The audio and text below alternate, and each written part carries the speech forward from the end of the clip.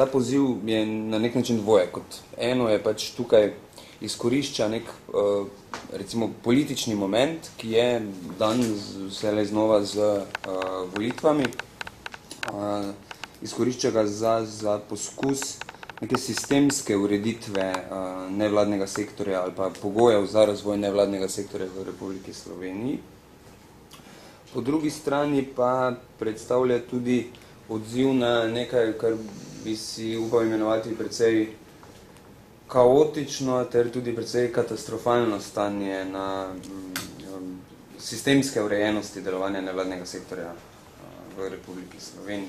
Izhaja tudi samega poziva, denimo, kjer že vidimo, kako je s to ureditvijo stanja v Republiki Sloveniji, je, da ne obstaja neka pravno-formalna definicija nevladne organizacije. Skratka, neka definicija, ki bi, ali pa opredelitev, rečemo, ki bi vsebovala jasne kriterije, kaj šteje pod nevladno organizacijo. Tako v Sloveniji še zmeraj potekajo denimo debate, ali v nevladne organizacije kot neke ožje ali pa ne vem, nek specifični del civilnega sektorja sodijo verske skupnosti, ali sodijo tja sindikati, ali sodijo tja politične stranke.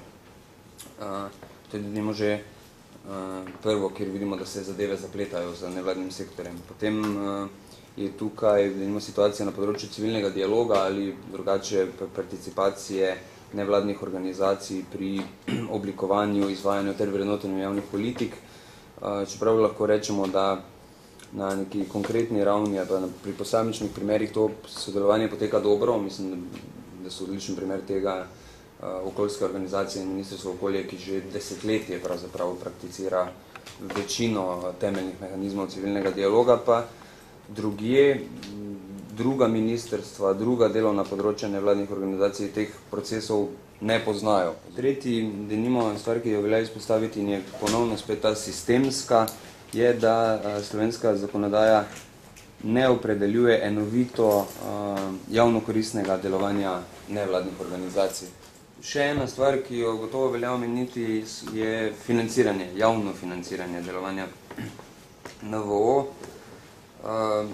To ni, bi rekel, dobro urejeno, zelo upam bi se tudi razmeroma slabo urejeno. Naslednje je denimo precej v Sloveniji dokaj nestimulativno davčno okolje, čeprav je ta vlada, kot vsi vemo, uvedla ta mehanizem 0,5% od dohodnine posameznika, pa vendar isti mehanizem denimo ni uveden za pravne organizacije, ki se je, denimo Slovaška ga je uvedla, izkazal kot res nek briljanten mehanizem, kako